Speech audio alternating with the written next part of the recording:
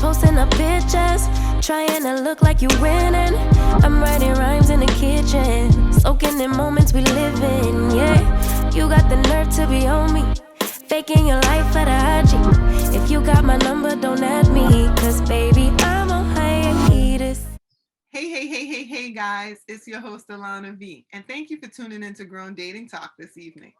I hope you guys have a wonderful week and a wonderful time out there dating and applying different strategies, and also taking notice and heed to the tomfoolery and being very discerning and not getting involved in it, making smart decisions, and not entertaining the type of partners that are not going to bring you the kinds of fulfillment and experiences that you want to have. Because let's be frank, as we continue to talk about each and every episode, we talk about dating people whom you are compatible with, and dating people whom are healthy versions of yourself, and whom also represent the type of partner you want to grow to be, or mirror the type of partner you are. So please, when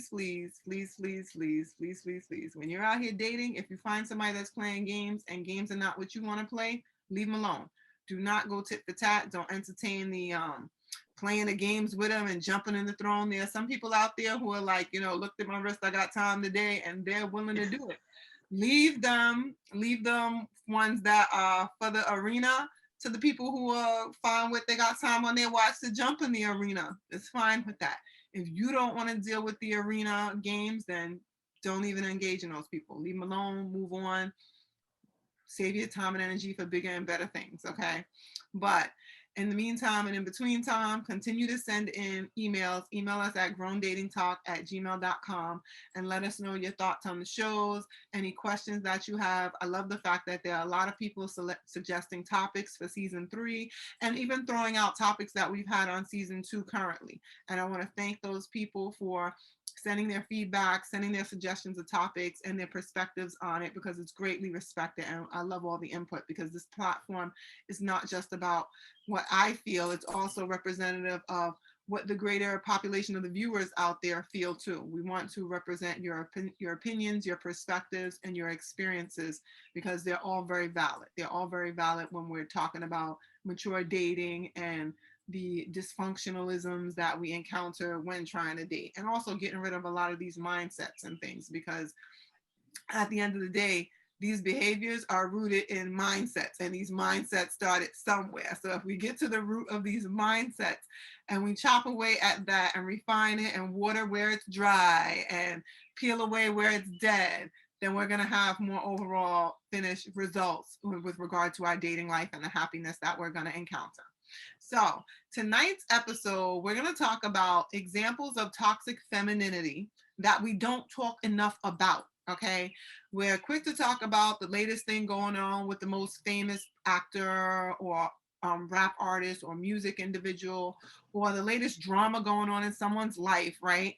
But as a gender, we never want to sit down and call a spade, because then I get it. Sometimes those spades may be a little bit offensive and they may touch a nerve, because those spades may resemble something in you. At other times, they don't strike a nerve with the person that's recognizing it. They strike a nerve with the person that's being associated with, because other people go, hey, I recognize that spade and that's so and so.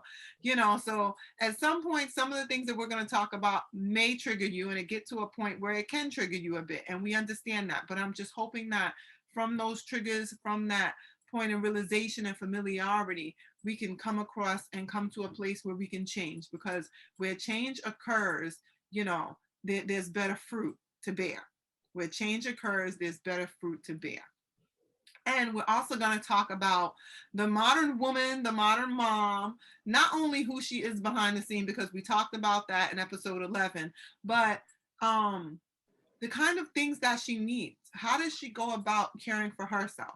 How does the modern mom get to exist as the woman she was before she had kids?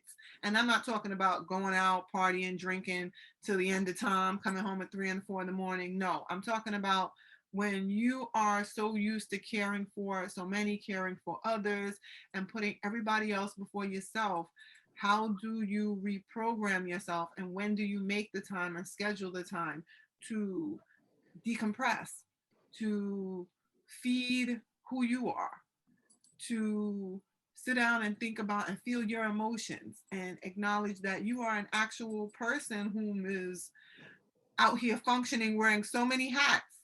And you also are going to need some time to process that, because let's keep it real, it's not easy. It's not easy being a woman, as so many people like to think, and it's also not easy being the modern mom. But we're going to jump into that discussion this evening, and we're going to dive into these things. And I want to introduce, we have a special guest on a panel.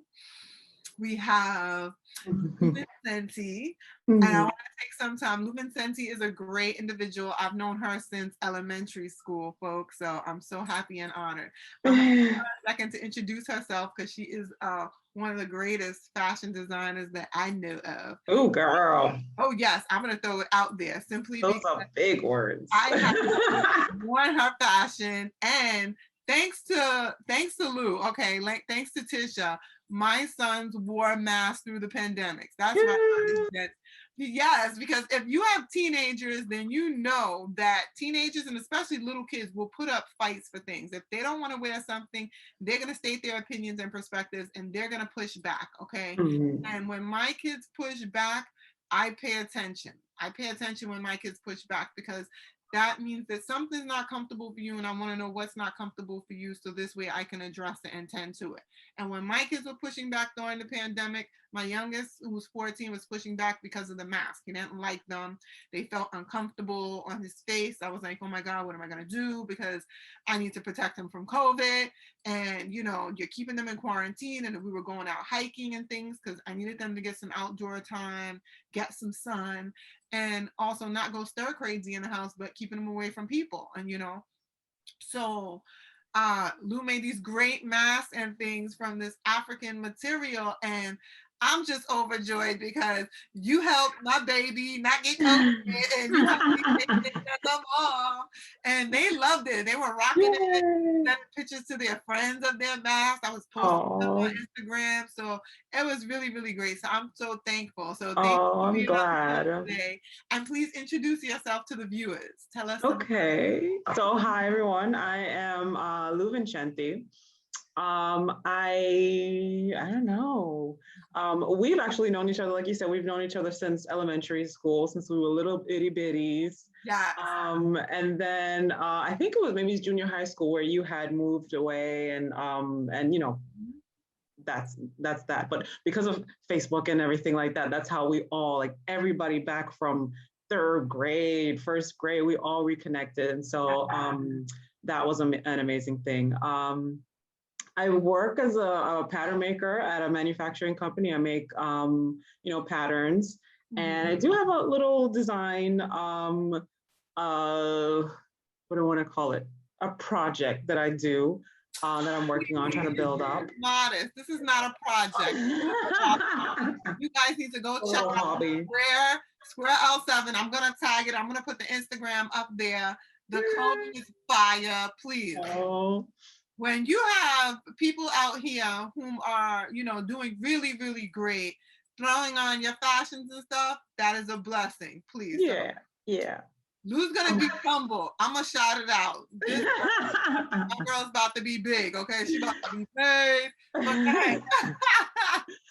I am from the Bronx, New York, and went to school here in New York for most of my life. I did my last 2 years of college in Florence, Italy, which is where I met my husband. And, you know, we lived there for a while, and then we came back here. And then ever since then, we've just been back in New York. So got 3 kids, working.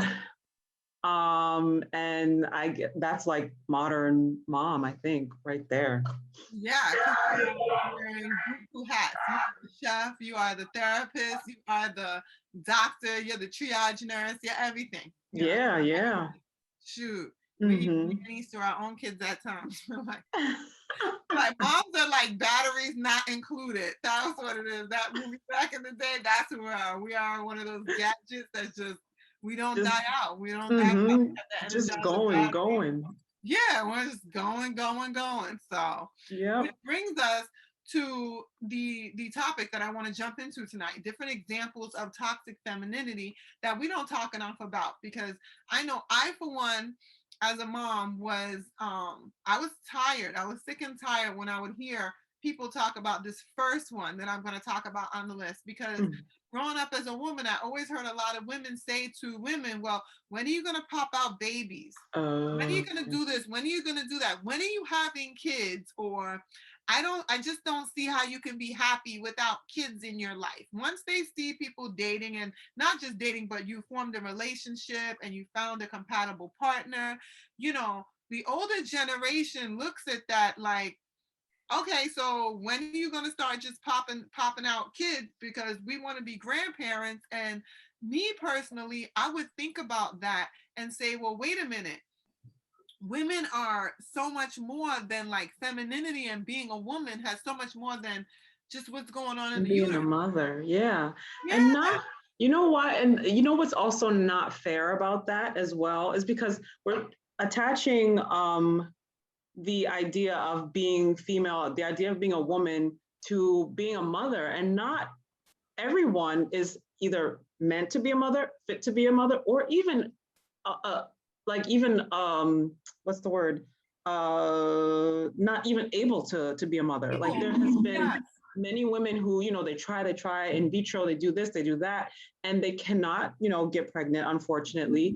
And, you know, when people are saying, oh, when you're going to have a baby, when you're going to have a baby, when they see everybody else having babies or whatever, and they want to have one too, then, and they hear people, you know, this conversation that, you know, woman means mother, then that woman, you know, she starts to feel less of a woman, less of what she is. And so that's not fair to those women as well. So like, I wish people would, instead of, you know, saying like when, especially when somebody gets married, as soon as a woman gets married, they're like, all right, so when you're going to have kids?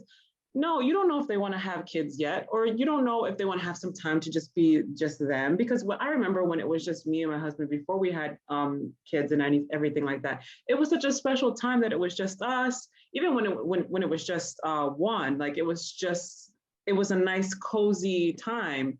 And now that there's three, the cozy is gone. There's no like, you know, and so some couples want to cherish that, you know, time that it's just the two of them before they have kids.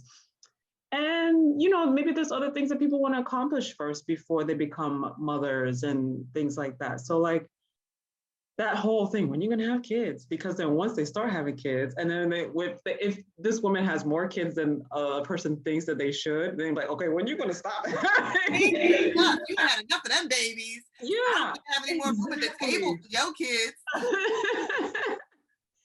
Don't you think you have enough? Like, you know. So when am I gonna be right? All y'all do is lay up in the bed. Obviously, when do y'all guys go to work? And you're like, whoa, wait a minute, excuse me, hold on. Yeah. And that's the truth. That is the God's honest truth, because that puts a lot of pressure on a couple. The minute you get married and things, that should be the point where you start to enjoy building that life together. And I'm not saying children are enjoyed, because children bring joy to your life. Yes, children are blessings, you know, but you also need to have that time in. You went from dating to getting married.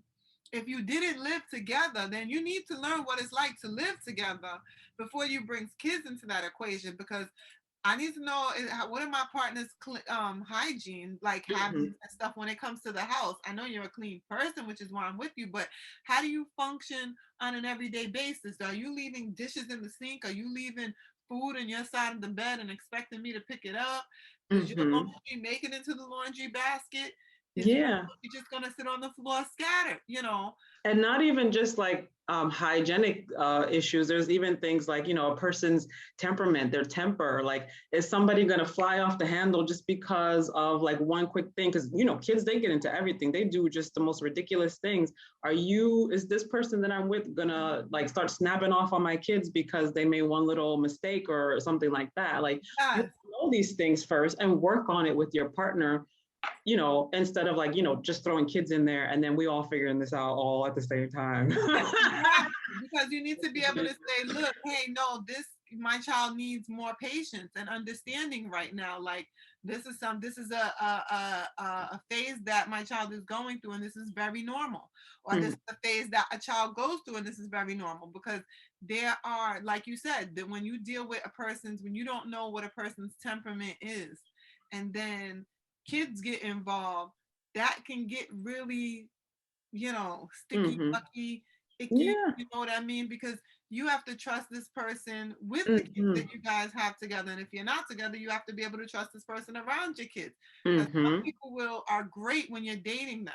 They're Mm-hmm. great when it's just you and them. And then you add kids in the mix and they're not so great. And you hope to God that you get to recognize that so you can catch on to it and do something about it so you don't learn about those things after the fact, because a lot of things happen once kids become involved, and Mm-hmm. adults who are putting the pressure on to pop out kids. Is this person capable of raising kids right now where they're at in life? Are either one of them? Mm-hmm. Because there are a lot Exactly. of people Even the who mother. selfish, and having children requires being able to sacrifice yourself. Mm-hmm. Having children also requires you to be a psychic, to be kind of intuitive in things, because if you are not intuitive and you didn't come from an environment where you learn to like recognize certain things because you weren't raised right, and you're not recognizing these things, you kind of setting your kids up for failure too, because then you can't teach them how to recognize these things. Mm-hmm. So you always have to make sure that you have two healthy people getting together, and people can't be so quick to apply those pressures in there, because when you start applying those pressures, well, when are you going to have kids? How about helping them with how you're going to get through your first challenge together in life?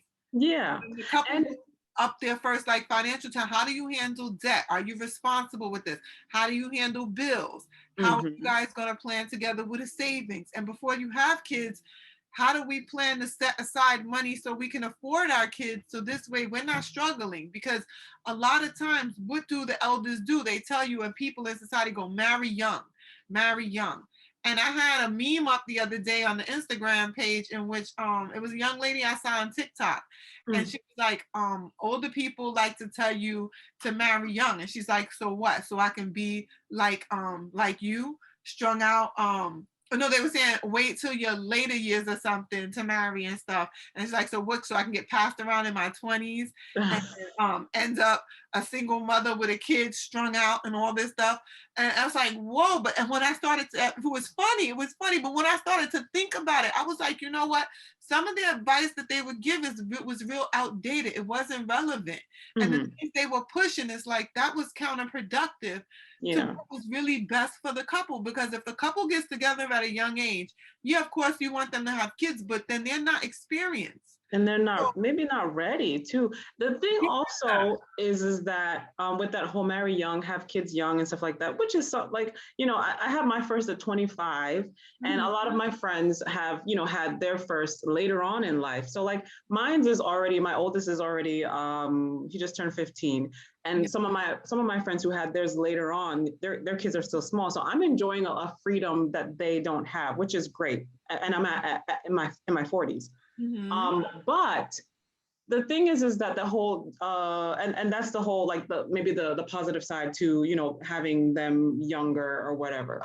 The thing about like having them young back in the day, like that's what they did back then. But you know what? Back then, one person in the household was working and they were able to afford a house. And one person could stay home and take care of the kids, and bills were paid and stuff like that. The way that times are now, two people got to be in the house, and not only do not two people got to be in the house, two incomes got to be in the house. And not only that, these two people have to have multiple streams of income coming in, and you're only keeping your head above water like with that kind of setup. So back then, that's the way that it worked. That's the way that it was. And it was able to go on that way. But like these times, no, we can't afford nothing. We can't afford to have kids, and we can't afford to do nothing. And let's talk about it too. I want to even take it a step further. When you have toxic statements being made, when women are telling daughters and telling other women, you don't need a man for anything, you don't need a man for anything, that also adds to it, because now it's like when toxicity like that is introduced, it starts to breed broken homes. It starts to retard how to help fix things, how to be a helpmate and stuff. It also puts people in the mind frame like that everything has to be for self, that if you you hit a patch, you have to get through it on your own. And that also seeps into parenthood too, because if you're a woman, so you don't need a man for anything, then what happens when you grow up as a mom? You think you don't need anybody to help you with anything. So if you are feeling burnt out, if you feel overwhelmed, you're not going to say anything. You're going to blame yourself and just keep trying to function.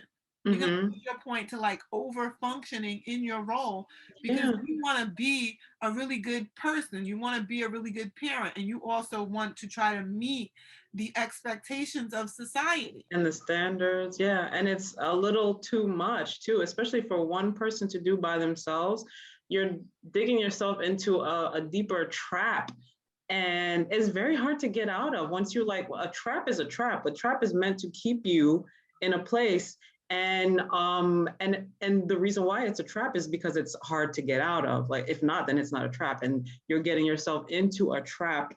And I'm talking about like in a mind frame, that's a trap. And you can't get out of that. And then you not only, cannot get out of that, you're bringing your child into that trap with you. You're raising your child in that trap. And you and your child will stay in that trap. That child has another child, and y'all in that trap. And everybody is trapped. You know what I mean? And if you have like parents who are trying to like break that generational curse and go out of that trap, and they're pulled back into that trap because people want to remind them of ways in which they were sewn up in the trap. Or as if they don't have the right to make better decisions, or they'll guilt trip them for doing things differently. Like, you're doing something different than the crowd, and because the crowd's uncomfortable with the fact that you're doing something differently because they want to continue doing whatever, it's like, oh no. So if you decide, well, no, I'm not gonna head to have kids so quickly, or I'm gonna raise my children differently, or maybe I was parenting like this, but I recognize that that's not right, and I want to start parenting this way. Sometimes in your not even sometimes, you often in your parenting, you have to be strong enough to be like, you know what, I get that you don't agree with the decision, but I'm going this way.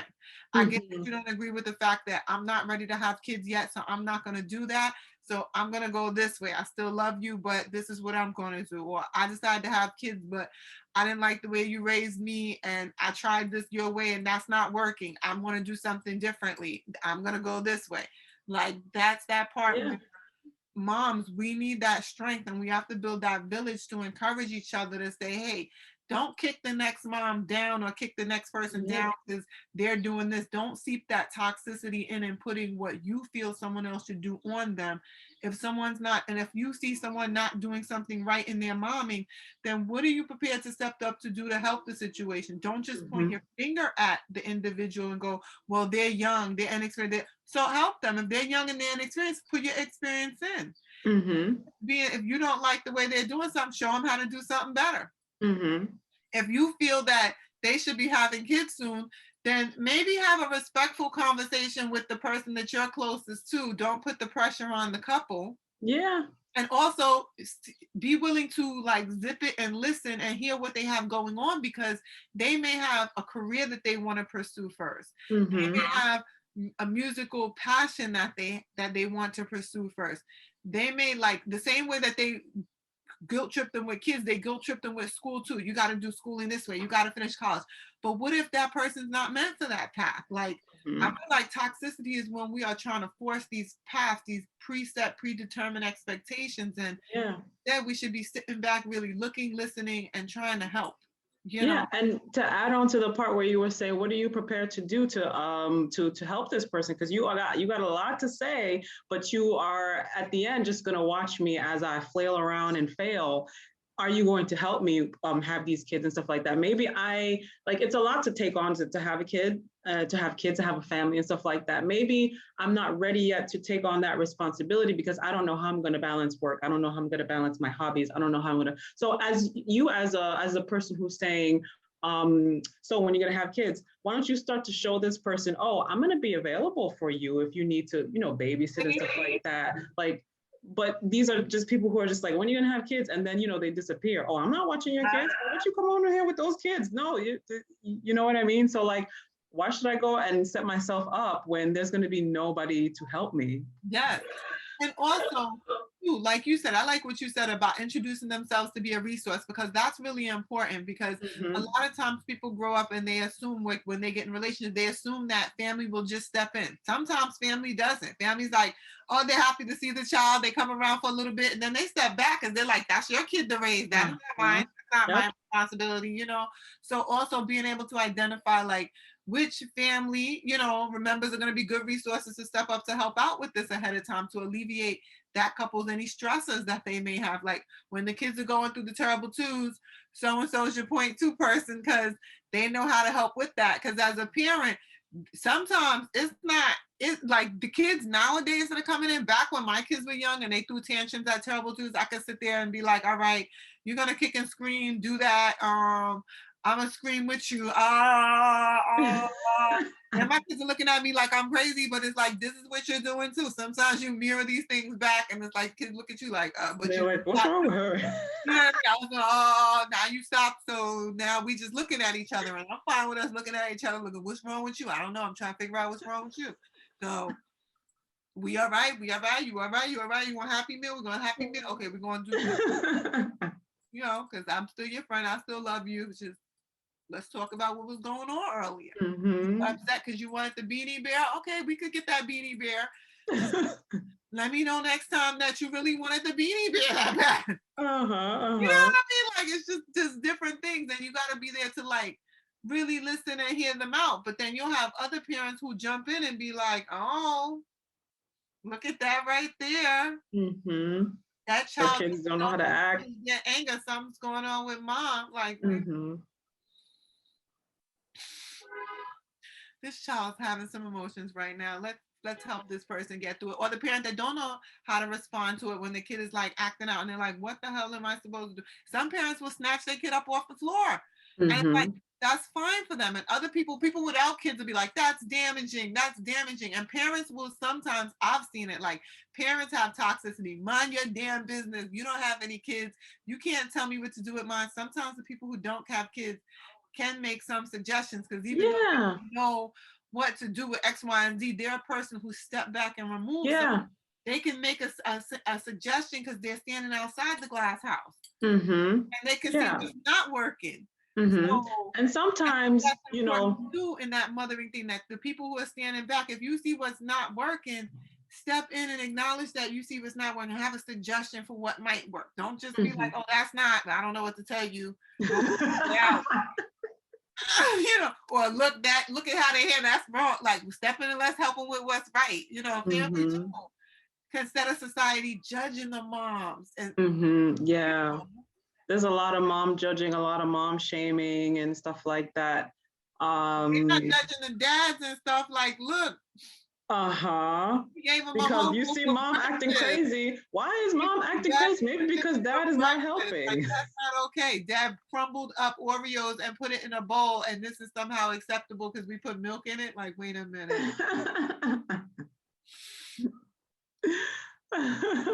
Oh my God.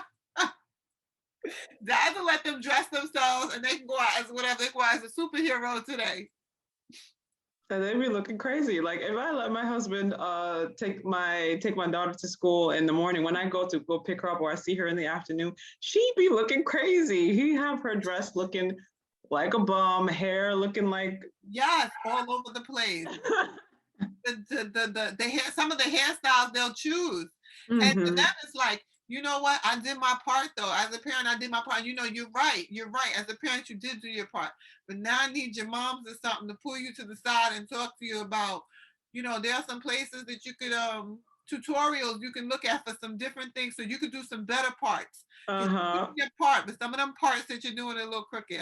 Then they look a little messy. But I also had to learn too, like when I give credit, like, thank you for attempting that, Dad, because that was like I do, and I won't even judge it. I won't even, because honestly, like the reason why I let him take over the dressing and the, you know, getting the hair or whatever, is because I couldn't. Maybe I was like mentally drained at the moment, or I was busy doing something else that, you know, it's his turn, he has to do it, and he's gonna do it his way. And all right, fine. She looked crazy, but okay, but thank you. Yeah.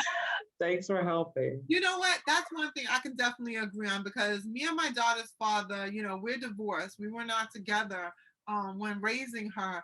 And there were times where it used to drive me crazy where he used to do these little rubber band designs in her hair. And I used to be like, dude, don't do that. You're putting all these rubber bands there. It's going to snap her hair off. And he's like, no, it's not.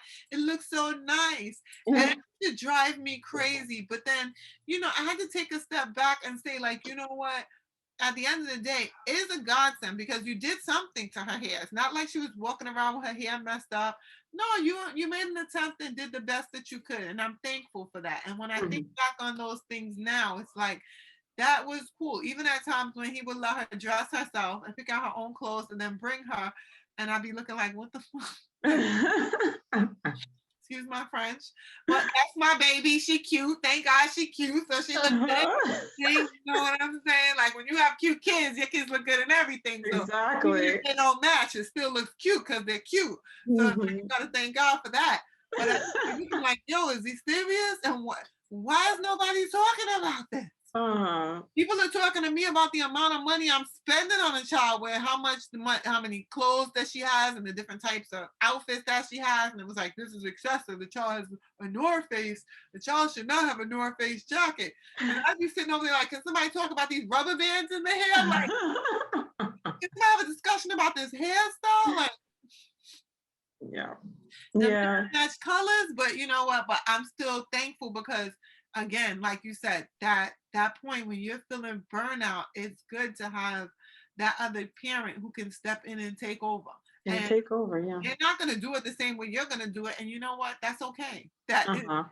Yeah, sometimes we gotta let dads, do their things. They're not gonna do the way, like you said, they're not gonna do like how we would do it. And of course, some of it looks crazy, but it's fine. Just like I'll never forget this video, and this is especially for parents, like for parents that are, not together and they're having the kids go back and forth and stuff like that. You have to remember to do these things, like do the whole process with love and not make it so crazy. Like I'll never forget that video that went around of a dad he had his daughter. She had to be like 4 or 5 years old, and he had his daughter with him, I guess, for the weekend or whatever. He went to go get her hair braided, and he brought her back to the mom. The mom was furious because he had somebody else braid her hair, and she's like, I'm the only one who braid her hair. You can't do it. She took scissors and chopped the braids out of her head. The little girl's crying. I'm like, are you serious? Like the braids didn't look bad, and maybe there wasn't something that you would have done, but her dad went and he took her to the salon, and that probably was special for her also. And what little girl wants to have braids chopped out of my hair while my mom is screaming and stuff like that? Like, yeah, that's a demeaning experience. Yeah, so like the mom could have definitely just chill and be like, every time I looked at them braids, because maybe I hate him or whatever, I'm gonna roll my eyes, but I would have left the braids in for a week and then had them taken out. That is another thing too about when we talk about toxicness within the female gender, when individuals have to get petty because they feel like the next woman is trying to up them in mommy. If the next woman is doing something positive and productive for my child, I'm gonna be happy about that because you're doing something that's good for my child. I'm not trying to feel threatened. That's different than the man or a woman who is trying to set up a situation to instigate with the parent, in which they're trying to one up the parent and get favor in with the kid in order to poke the bear with the parent, because those type of situations do exist, and sometimes they exist in invisible ways where people can sense the dynamic but can't point it out directly that it's happening, but they know and sense that it happens. And then there's other instances where it's just really toxic, that this individual has no ill intent whatsoever. They genuinely care about what's for the best for your child, trying to do something great, the father's partner, whatever. And the bio mother is like off the chain. You buy the child clothes and they want to strip all the clothes off the child right then and there when they get the child back, and put the clothes that they had on the child back on. Or if they don't have clothes, they're taking the child out in the child's undies and don't want the clothes because it came from someone else, or they think it came from the next woman. And that is a level and phase of toxicity that has to stop. Yeah. It just has to stop, because if we're talking about, we're going back to that age-old setting that it takes a village to raise a child, then you know what? Let the safe members of the village step forward and helping to raise the child. If they're going to do your child's hair, or the father's going to take the child to get the hair done, that in no way is a slight at mom.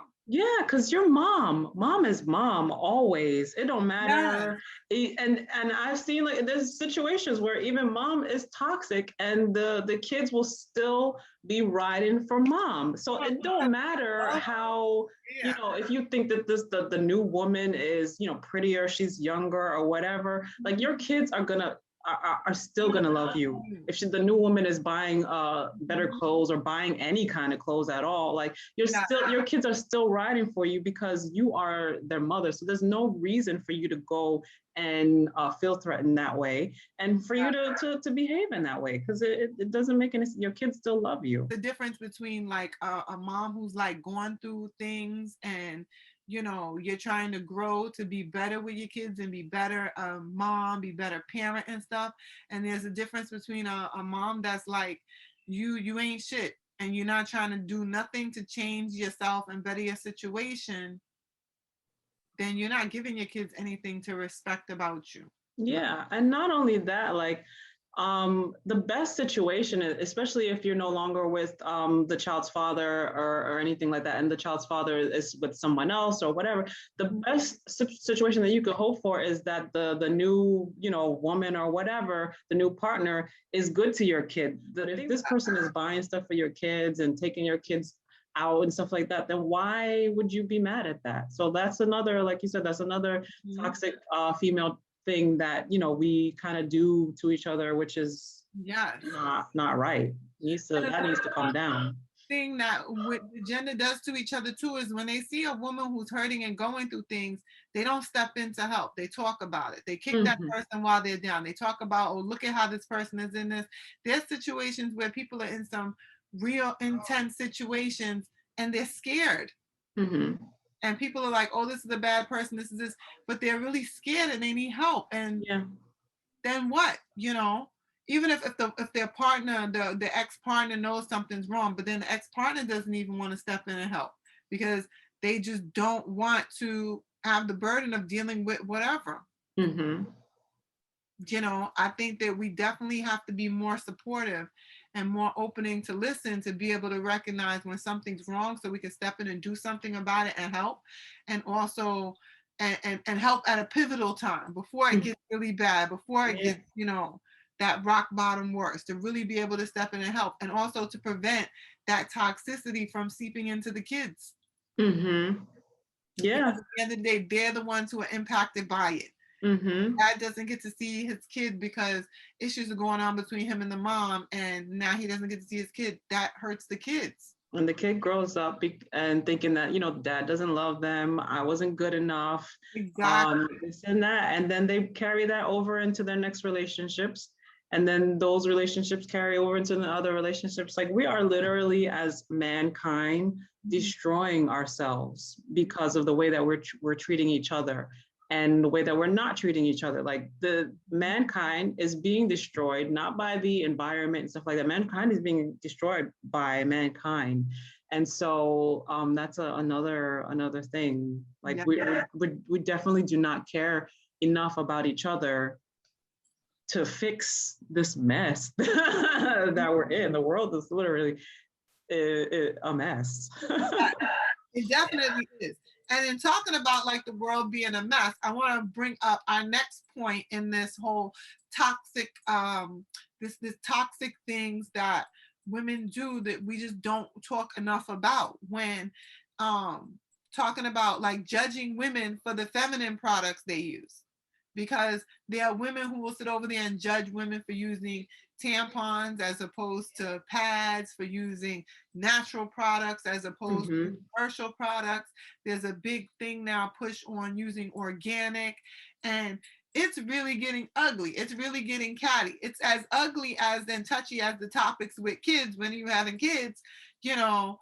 is the same thing with regard to what kind of products are you using and what are those products made of, and now judging people, oh, you use things that are tested on animals, or I'm against animal cruelty, so let me not associate with this person, or this person's like that because, and these whole preconceived misconceptions, judgments, and biases, like what the Mm-hmm. going on with that? Yeah, A tampon is a tampon, a pad is a pad. I knew a girl who used to always be like, I knew several people in college who used to always be like there was one couple that I knew that was vegan, Yeah. and you know they all ate all vegan and this and that. They would judge you about eating meat and whatever.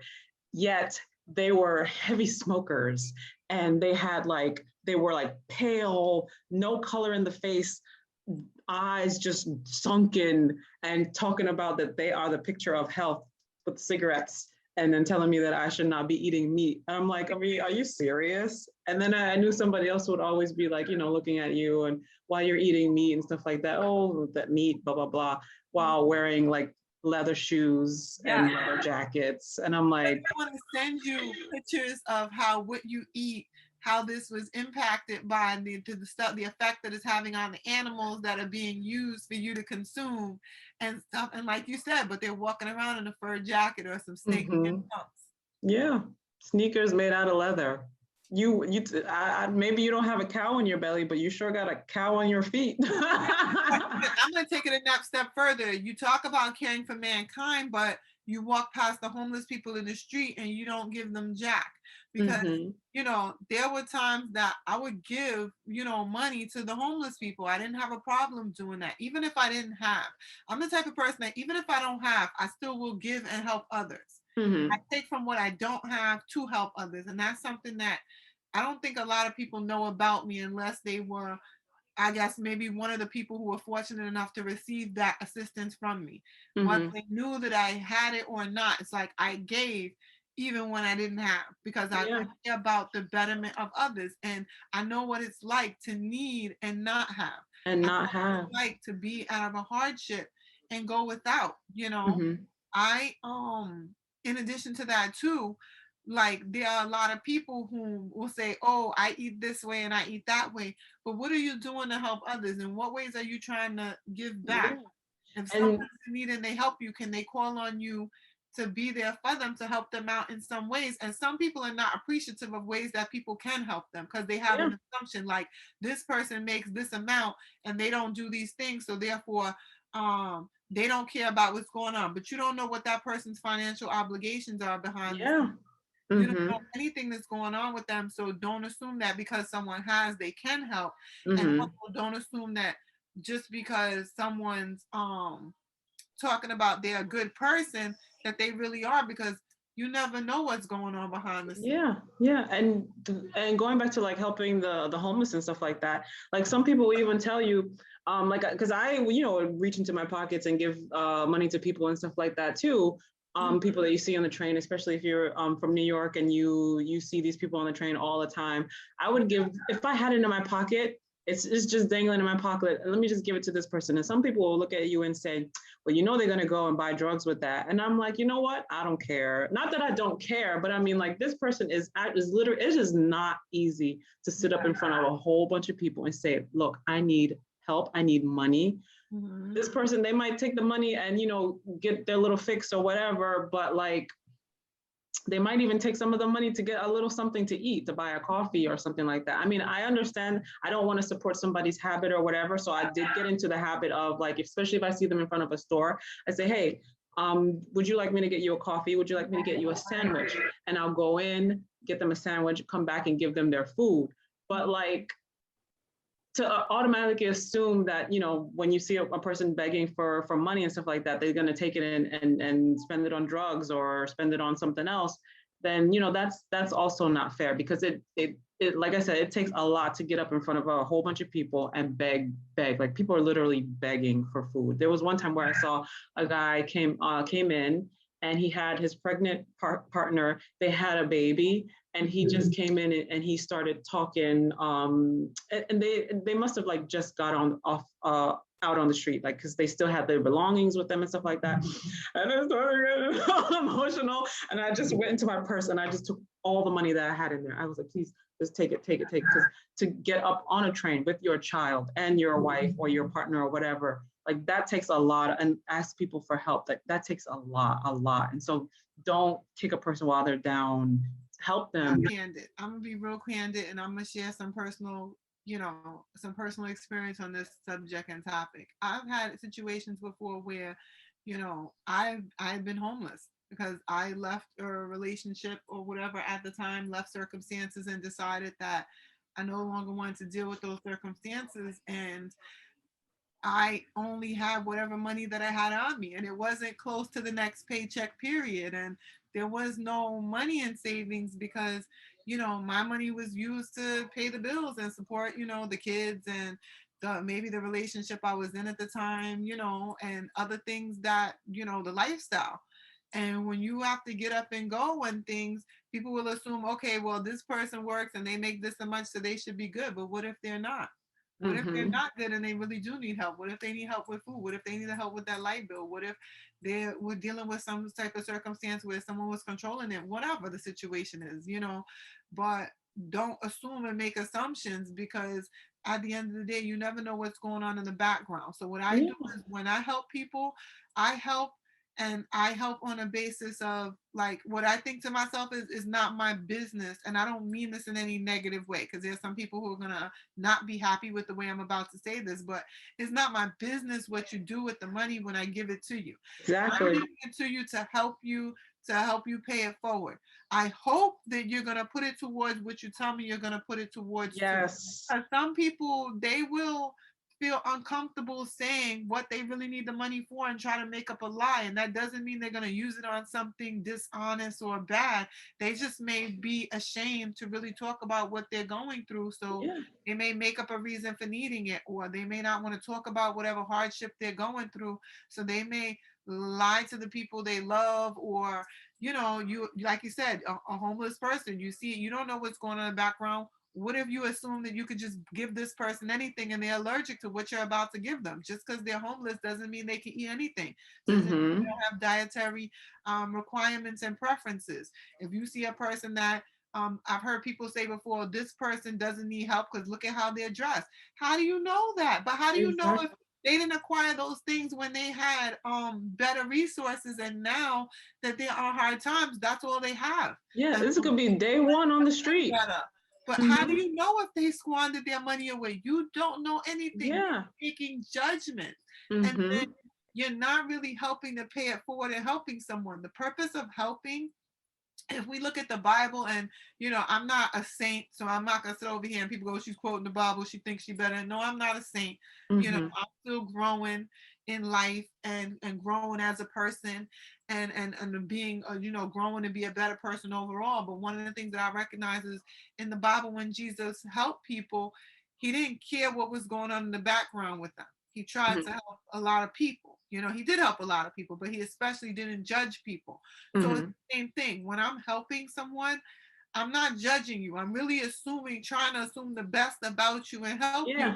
And even if things don't add up with the person I'm helping, I'm not going to make assumptions and judge that person, because, again, I don't know what's going on in the background. I may not be getting the full story, but it's not my business. My business is, if I make the decision that I'm going to help you, then the right thing to do, the non-toxic thing to do, is help you without any concern as to what's going to happen next, because I did my part.